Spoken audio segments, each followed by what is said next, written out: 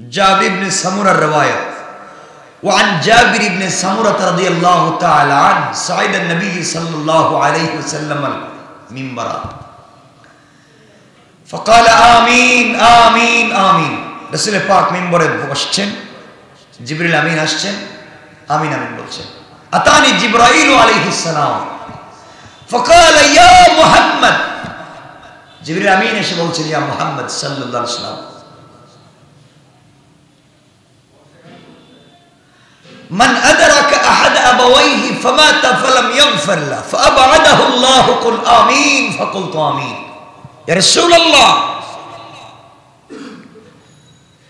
যারা মা বাবার মধ্য থেকে কোনো একজনকে দুজনকে না হয় কোন একজনকে বৃদ্ধা অবস্থায় পেল তাদের খিদমত করে তাদেরকে সন্তুষ্ট করে জান্নাতে আসতে পারল না তার মতো হতভাগা তার মতো নিরেট জাহেল আর মূর্খ আল্লাহর জমিনে আর নাই ইয়া রাসূলুল্লাহ আল্লাহ বলছেন তার প্রতি আল্লাহর লানত আসমানের ফেরেশতারা সমর্থন দিয়ে বলছে আমিন জাহান্নামের ফেরেশতারা বলছে আমিন আমি জিবরাইল বলছি আমিন আল্লাহর কথায় সমর্থন দিলাম জানতে চাই যে মা বাপকে পাওয়ার পরেও জান্নাত খরিদ করতে পারল না আপনি কি আল্লাহর এই কথার প্রতি সমর্থন দেন রাসূল তিনি বললেন আমিন আমিও সমর্থন দিলাম মা বাপকে পাওয়ার পরেও যারা জান্নাত পেল না তাদের মতো হতভাগা তাদের মতো নিরেট জাহেল আর নাই হযরতে তাবরানির রওয়ায়াত দারাকুতনিতে সুনান হাদিস बुखारीते सही रवायत रावी हजरते अबू हुरैरा रदियल्लाहु ताआला रसूल पाक বলছেন রাগিমান ফুহু থুম্মা রাগিমান ফুহু থুম্মা রাগিমান ফুহু তার নাকের মাথা ধুলায় দূষিত হয়ে যায় ওই লোক যে মা বাপকে পাওয়ার পরে জান্নাতে যেতে পারল না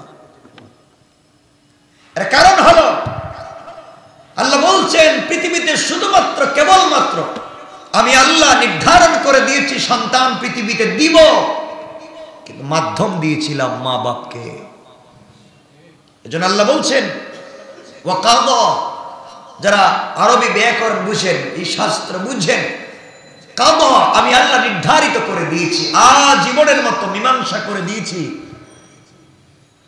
রব্বুকা তোমার রব মীমাংসা করে দিয়েছেন আল্লাহ তা'বুদু ইল্লা ইয়া আল্লাহ ব্যতীত পৃথিবীর কারো ইবাদত করা যায় না উপাসনা করা যায় না দাসত্ব করা যায় না গোলামি করা যায় না গোলামি হবে একমাত্র কার সবাই বললেন না ইবাদত হবে একমাত্র কার তাকবীর যদি হয় কার নামে হবে আল্লাহর নাম ছাড়া বিকল্প কোন নামে আল্লাহর জমিনে কোন তাকবীর চলতে দেওয়া যাবে না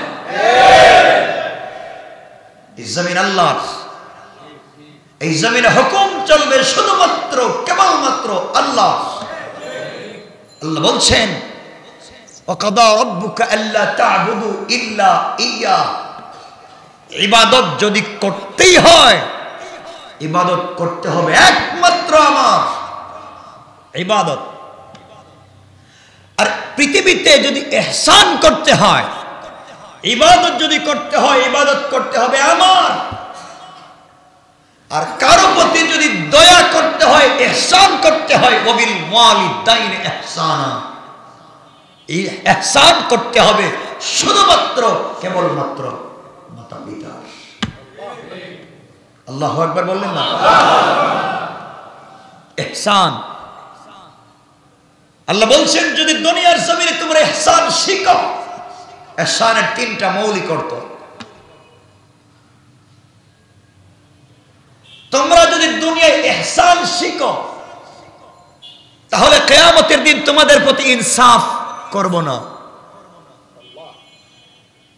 তাহলে কি বেইনসাফি করবেন কথা বুঝবেন তোমরা যদি দুনিয়ায় ইহসান করো কিয়ামতে আমি তোমাদের প্রতি ইনসাফ করব না কারণ আমি ইনসাফ করতে গেলে জান্নাতে যেতে পারবো না ইনসাফ যদি করতে হয় সন্তানের প্রতি ইনসাফ করব। তোমার মা বাপ তোমাকে ছোট অবস্থায় যেই ইনসাফের সাথে তোমাকে বড় করেছিল, তারা যখন বৃদ্ধ ছিল তুমি বড় ছিলা, তাদের প্রতি কি ইনসাফ করেছ?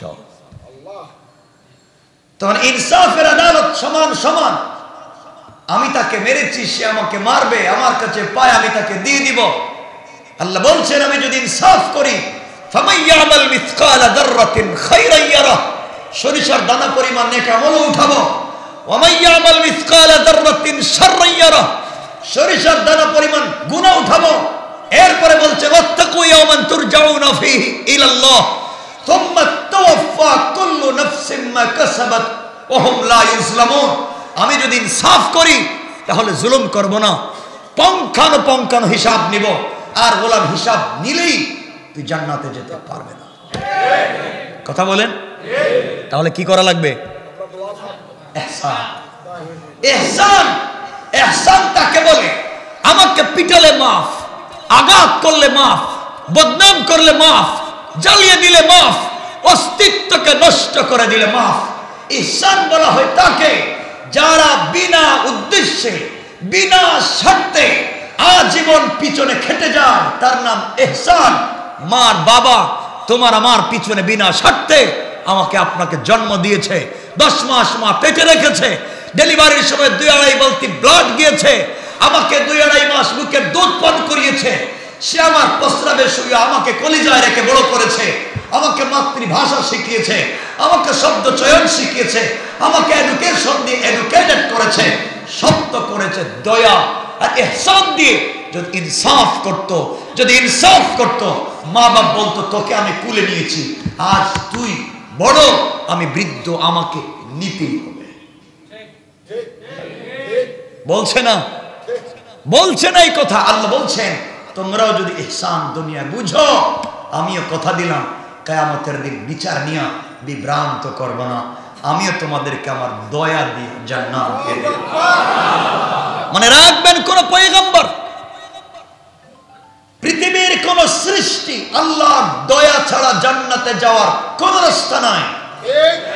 এজন্য আপনাদের কাছে আমরা বলবো, কিয়ামতের দিন আল্লাহর কাছে বলবো না আল্লাহ ইনসাফ চাই, আল্লাহ ইনসাফ চাই না, তোমার কাছে দয়া চাই, দয়া। ইনসাফ যদি চান কেউ জান্নাতে যাইতে পারবে না। জীবনে কত জায়গায় কত কিছু করছেন, হিসাব করে দেখেন। সব তো এই বয়সে ভালো হয়ে গেছি, এর আগের বয়সে কি ছিলাম একটু হিসাব করেন। হিসাব করেন 24টা ঘন্টায় কতক্ষণ রবের নাম নেন, হিসাব করেন। কদম ফেলবার আগে চিন্তা করেন কার জমিনে কদম ফেলতেছেন। আপনার হিসাব দিয়ে জান্নাতে যাবেন।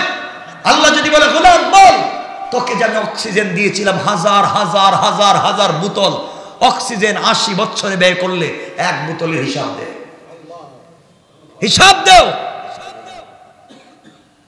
তুমি একটা প্রোগ্রামে 100 বোতল পানি নিয়ে তোমার পকেটের 10,000 1 লাখ টাকা নাই, আমি যে কোটি কোটি কোটি কোটি লিটার নির্ভেজাল পানি তোমাকে পান করাইছি, হিসাব দাও।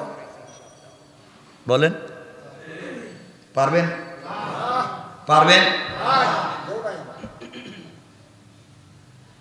কিসের হিসাব দিবেন? কিসের ইনসাফ হবে?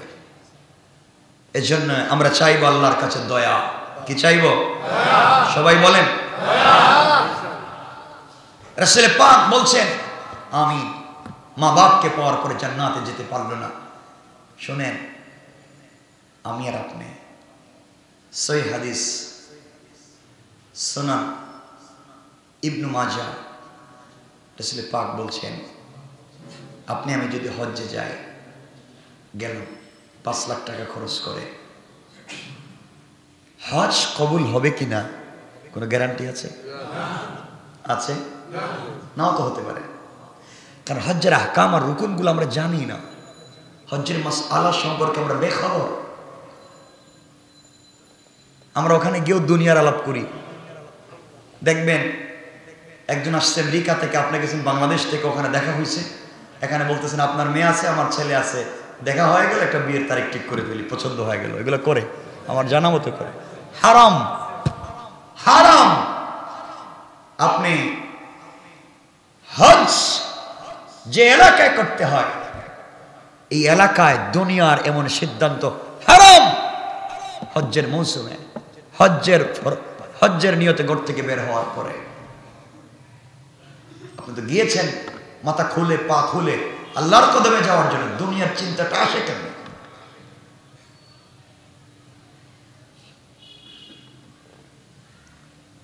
এজন্য জিবরিল আমিন বলছেন ক্বালা ইয়া মুহাম্মদ মান আদরাকা শাহর রমাদান ফামাতা ফালাম ইয়াগফির লাহু ফাআবাদাহু আল্লাহ কুল আমিন ফাকুলতু আমিন। রাসূলুল্লাহ রমজান মাস পেল, মাগফিরাত করিয়ে জান্নাতে যেতে পারল না, আল্লাহর লানত। আপনার কি লানত? রাসূল বলছেন আমার লানত। এখন বলেন, রমজান মাস পাওয়ার পরে যদি রমজানকে কাজে লাগাতে না পারেন, কার কাজে লাগছে না লাগছে আপনারা নিজেরাই বুঝতে পারবেন। একজন রমজানের আগে নামাজ পড়তো না, রমজানের আগে চুরি করতো, মদ পান করতো, জেনা করতো, ফেন্সিডিল ইয়াবা খেত, শয়তানি করতো, বদমাইশি করতো। রমজানের পরে ভালো হয়ে গেছে, সব বাদ দিয়ে দিয়েছে। মনে করবেন তার রমজান কবুল হয়েছে। রমজানের আগে যেই লাউ, রমজানের পরে হেই কদু। রমজানে কয়েকদিন ভালো ছিল, রমজানের পর আবার শয়তানি শুরু করছে। আল্লাহ বলেন ডাবল শয়তান, রমজানও তাকে ভালো করতে পারে নাই। কথা বলেন না কেন? আল্লাহকে ওয়াস্তে রমজানকে কাজে লাগান। রমজান হচ্ছে একটা স্পিরিট, আমি এটা নিয়ে দীর্ঘ তাফসীরও করেছি। রমজান আসবে, আমরা বলবো রমজান আল মুবারক হচ্ছে একটা মেডিকেল কলেজ। রমজান আসছে, আপনার টোটাল বডির পার্টস গুলাকে পরীক্ষা করবার জন্য 1 মাস নিয়ত করে আপনি মেডিকেলে ভর্তি হয়ে যান। প্রত্যেকটা পার্টসের রোগগুলাকে দূর করে সজীব হয়ে যান, কারণ আপনি রব বলে দিয়েছে 1 মাস তুমি আমার কথা শোনো। শোনো গোলাম, আমি বলছি সূর্য উদয়ের আগে খাওয়া বন্ধ।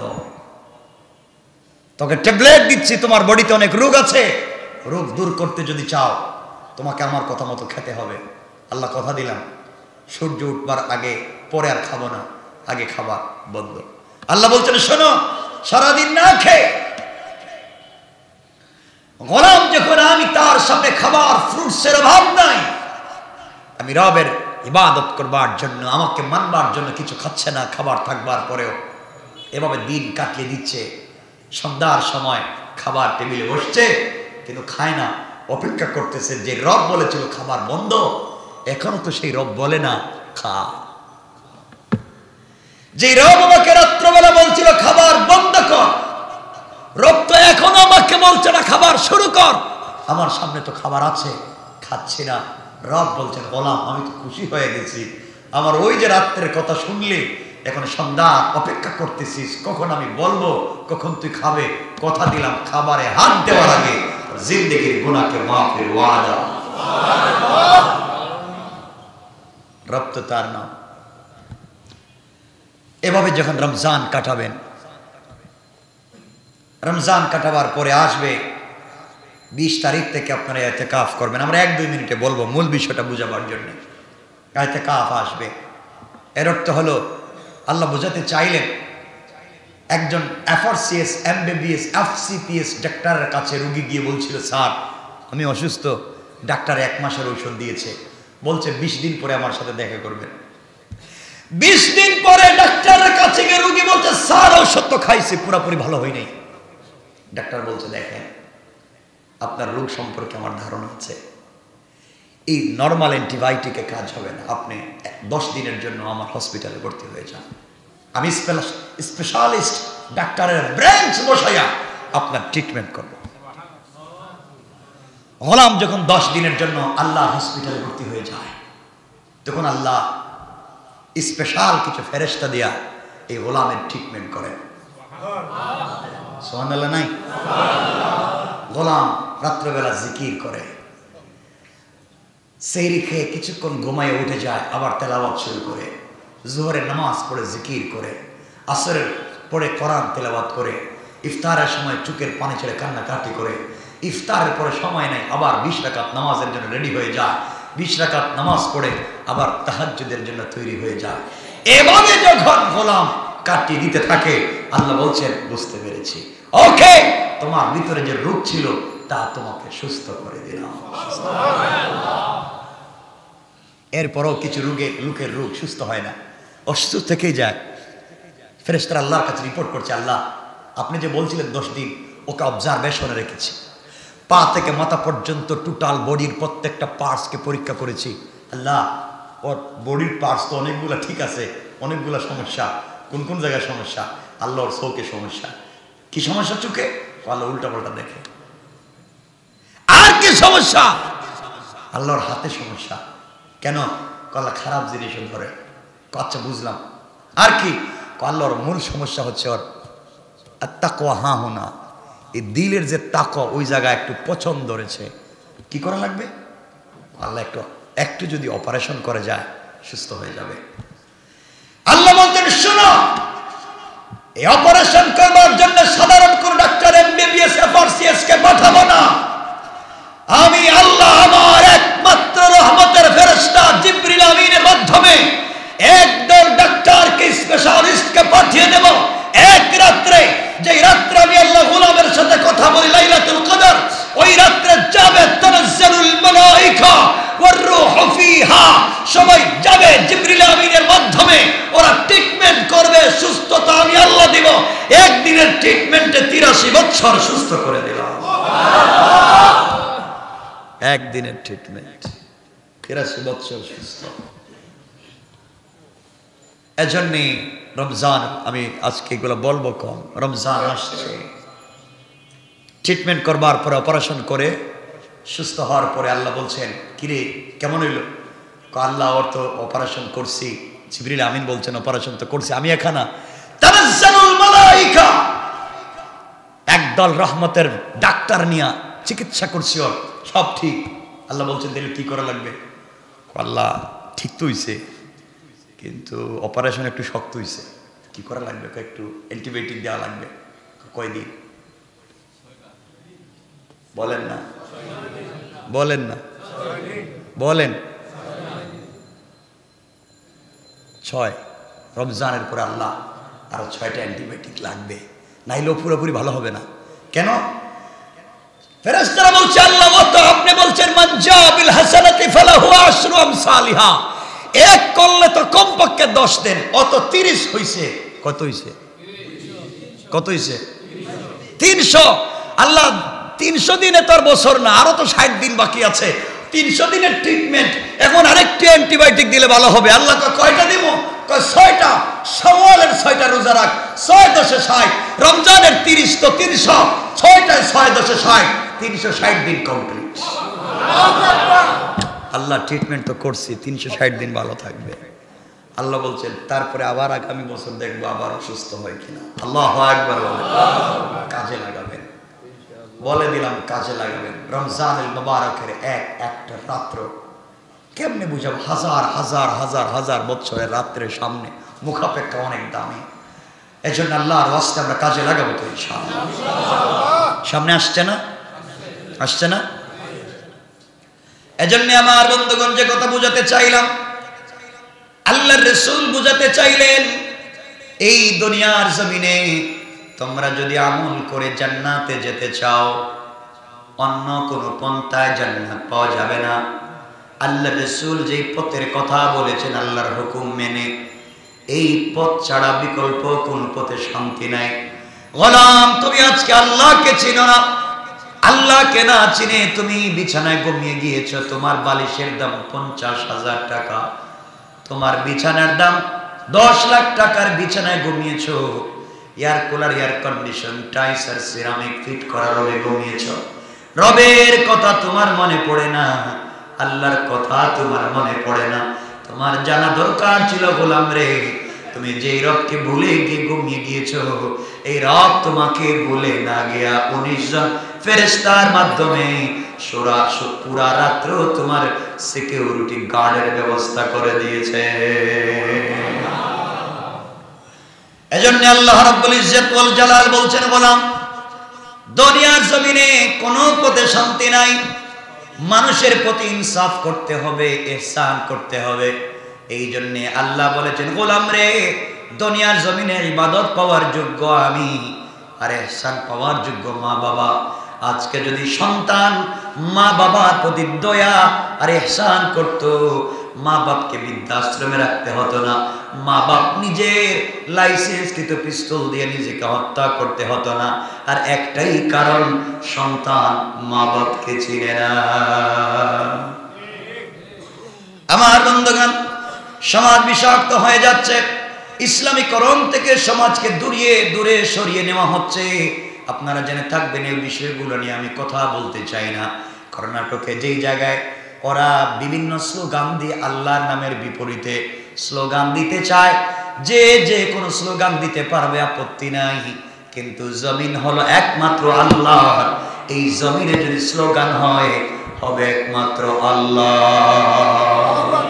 ঠিক কিনা বলে? আমার বন্ধুগণ, আপনি যদি আপনার ধর্মীয় পোশাক পরে রাষ্ট্রীয় সিংহাসনে বসতে পারেন, যে দেশের ভিতরে অন্যায়গুলা হচ্ছে, এই দেশের প্রেসিডেন্ট প্রাইম মিনিস্টার তারা যদি তাদের ধর্মীয় পোশাক পরে রাষ্ট্রপতির আসনে বসতে পারে, তারা যদি ধর্মীয় পোশাক পরে রাস্তাঘাটে বের হতে পারে, গেরুয়া পোশাক পরে তারা যদি বের হয়, তাহলে ইসলামী পোশাক পরে বের হতে পারবে না কেন? যারা বাধা দিবে, মনে রাখবেন, পোশাকে বাধা দেয় না, একমাত্র আল্লাহ রাব্বুল ইজ্জত ওয়াল জালালের হুকুম পালন করতে যারা বাধা দেয়, তারা মানুষ নয়, তারা জানোয়ার। এজন্য আমার বন্ধুগণ, কথা লম্বা করতে চাই না, সমাজ একদিন বিষাক্ত হয়ে যাচ্ছে। আপনাদেরকে একটা ইনফরমেশন দিয়ে যাই, প্রত্যেক 100 বছর পরে কিছু সংস্কৃতি ধ্বংস হয়ে যায়, নতুন সংস্কৃতির আবির্ভাব হয়। মনে রাখবেন, পৃথিবীতে বেশি দিন বাকি নাই, যেদিন পৃথিবীর পূর্ব থেকে পশ্চিম, উত্তর থেকে দক্ষিণ, গোটা দুনিয়ায় শুধু আওয়াজ হবে আল্লাহু আকবার ছাড়া বিকল্প কোনো আওয়াজ থাকবে না।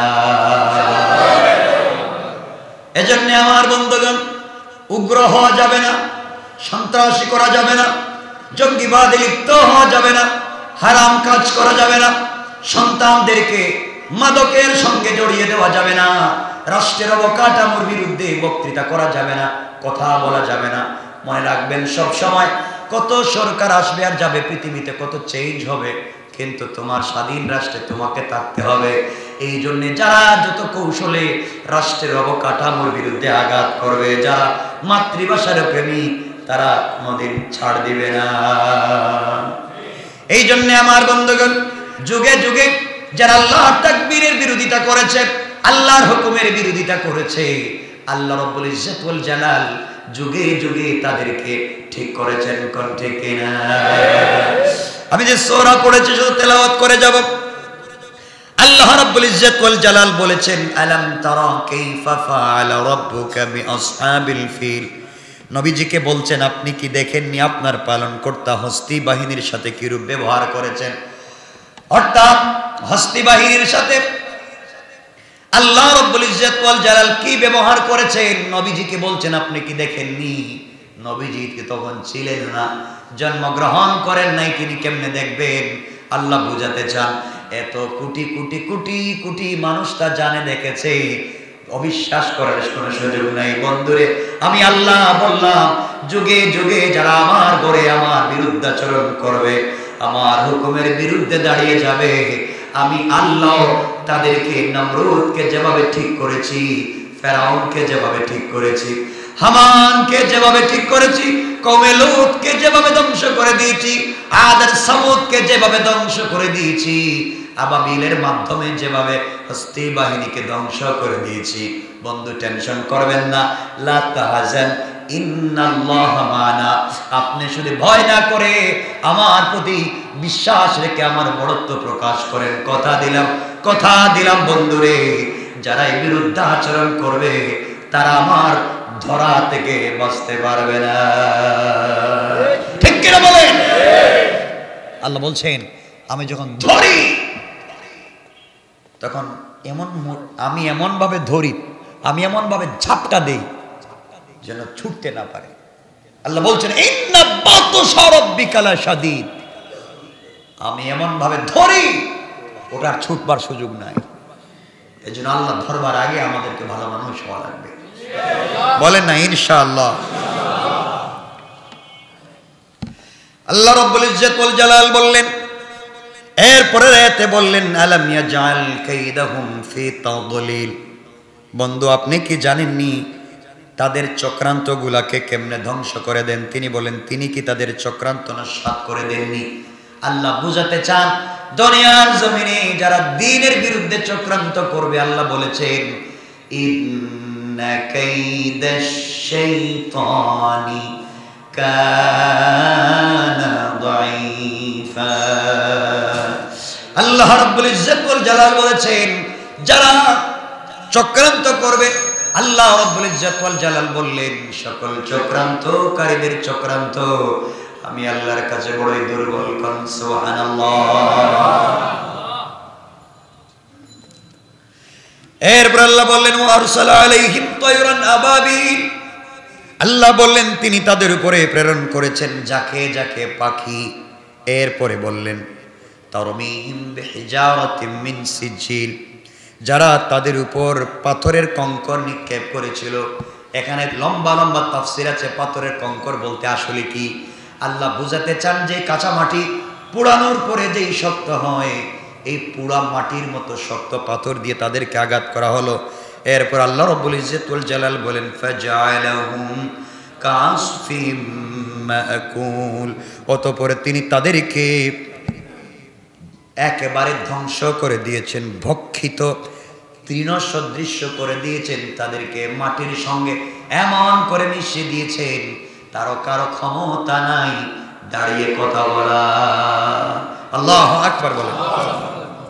এখানে লম্বা আলোচনা আল্লাহ করেছেন। এই ঘটনা আমরা বলবো না, ঘটনা হচ্ছে রাসূল পাক ইসলামের জন্মের বছরের ঘটনা।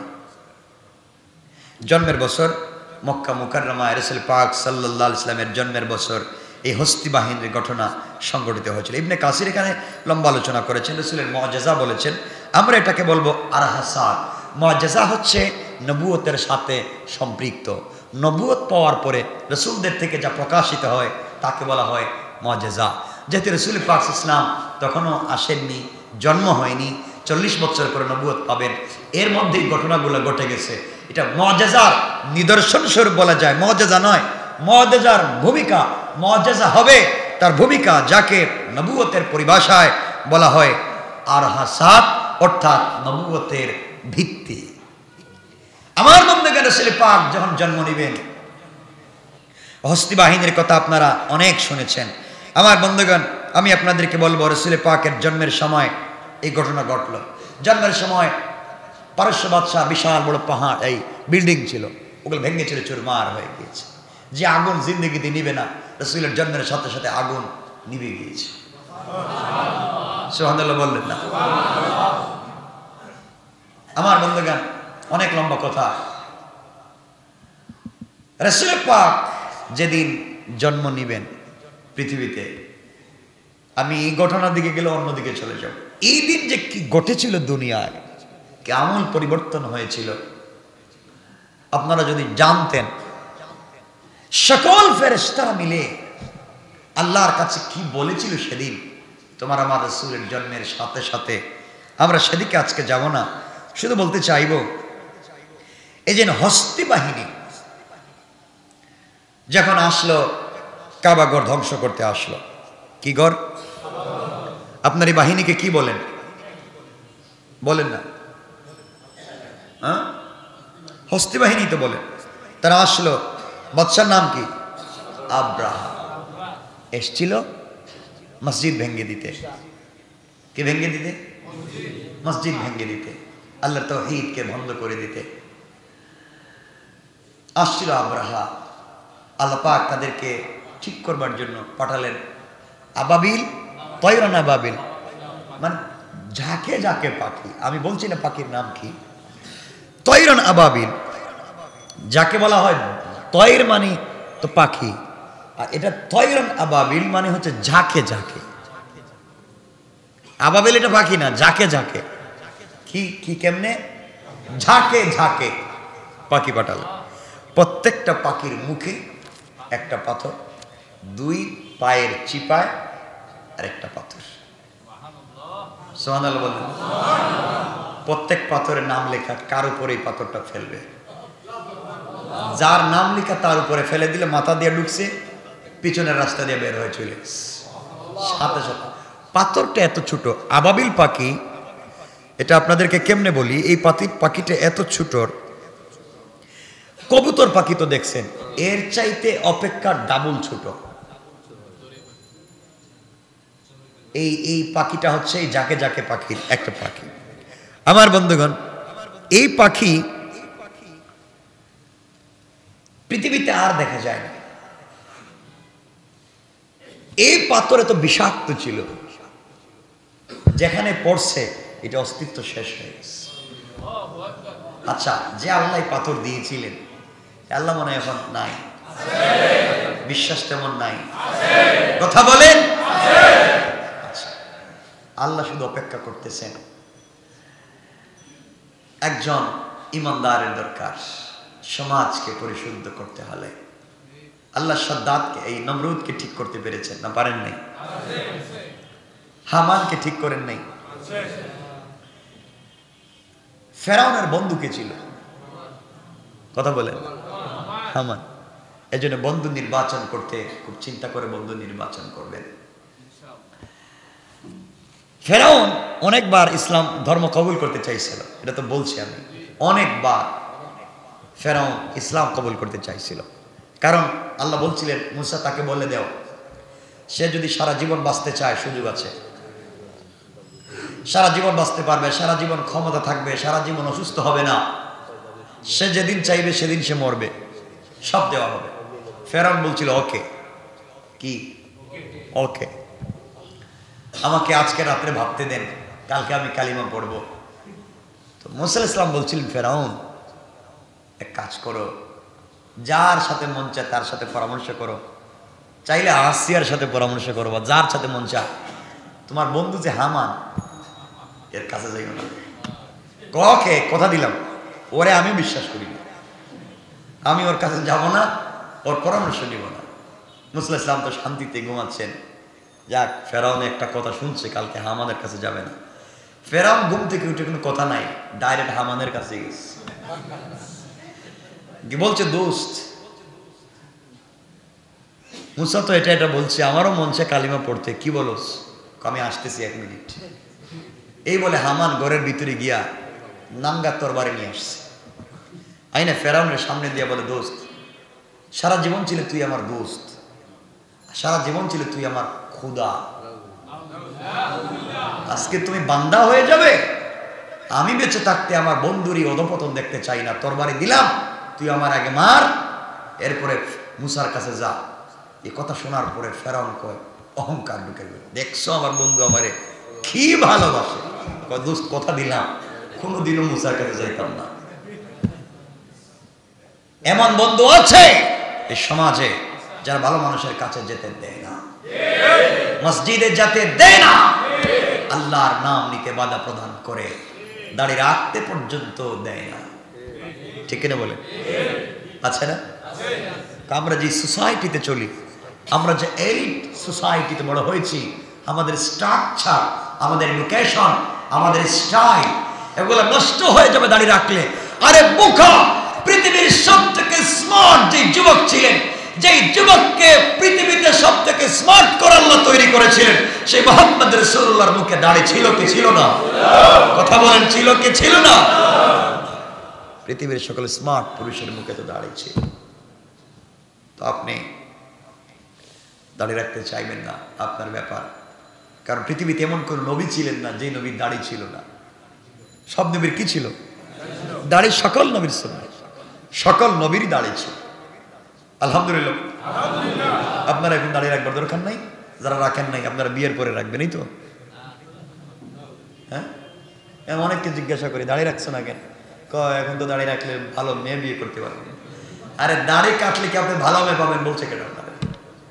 বলছে কি আপনাকে? এজন্য আমরা দাড়ি রাখবো। সবাই বললেন না কেন? সবাই বলেন ইনশাআল্লাহ। আপনি যে আগামীকালকে দাড়ি রাখবেন বলছেন, মসজিদ থেকে বাইরে যাওয়ার তো গ্যারান্টি নেই। আজরাইল থাপ্পড় দিতে পারে না, পারে না? এজন্য আমরা কার পথে চলবো? সবাই বলেন কার। আওয়াজ করে বলেন কার। আমি লম্বা করতে চাই না, আলোচনা অনেক লম্বা। আমি শুধু আপনাদেরকে একটা আমল বলে আলোচনাটা সংক্ষেপ করে দিতে চাই।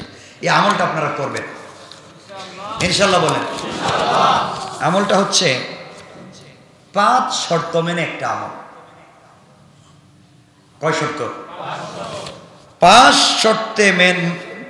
শর্ত মেনে যদি আপনারা একটা আমল করেন, কানা লাহু বিকুল্লি খুতওয়াতিন কানা লাহু আমালু সানাতিন, প্রত্যেকটা কদমে পাবেন 1 বছরের সওয়াব। সুবহানাল্লাহ। তো আসতে বললেন সুবহানাল্লাহ। 1 বছর নফল নামাজের সওয়াব, 1 বছর নফল রোজার সওয়াব, 1 বছর নফল সাদাকার সওয়াব, 1 বছর তাহাজ্জুদের সওয়াব, একটা কদমে 1 বছরের সওয়াব।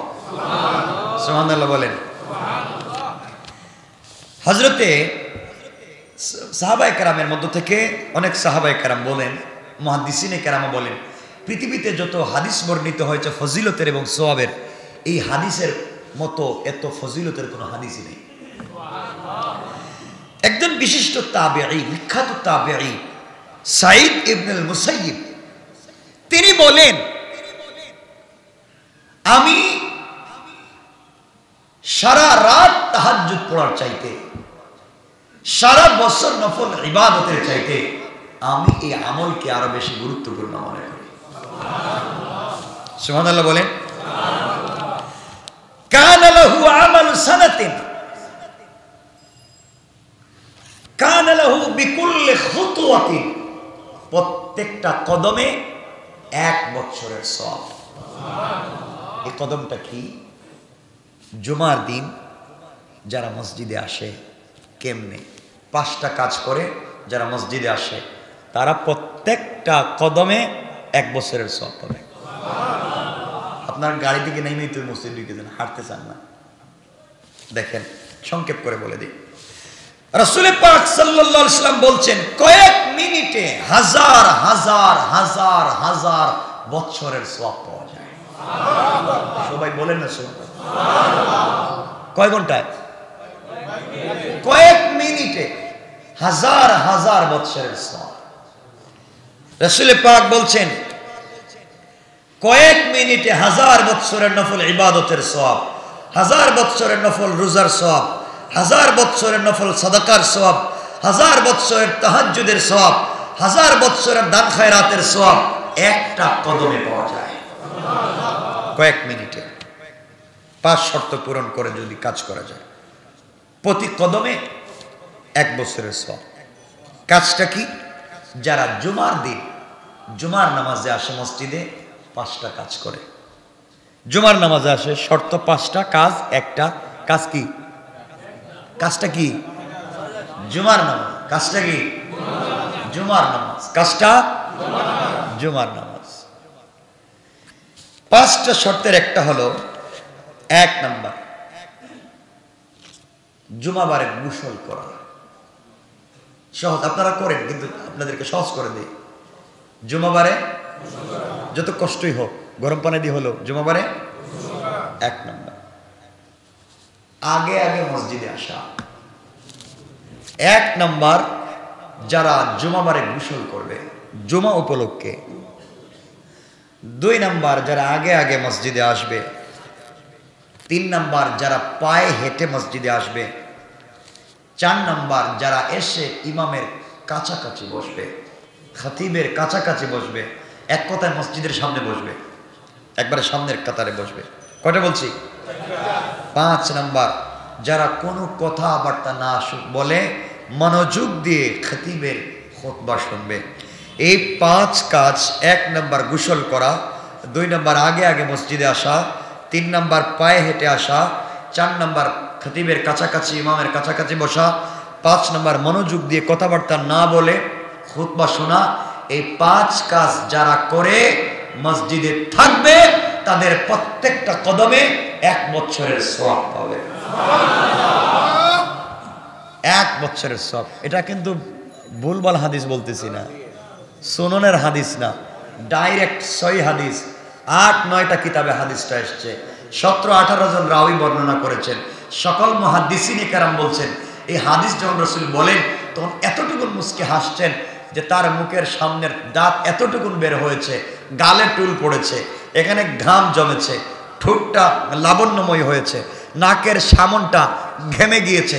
সাহাবায়ে কেরাম হাত উঠে বলছেন, আল্লাহ রাসূলের এই কথা তো আমরা মানি, অবশ্যই আমাদের বিশ্বাস, প্রত্যেকটা জুমাবারে আমরা কয়েক হাজার বছরের সওয়াব পাই। সুবহানাল্লাহ।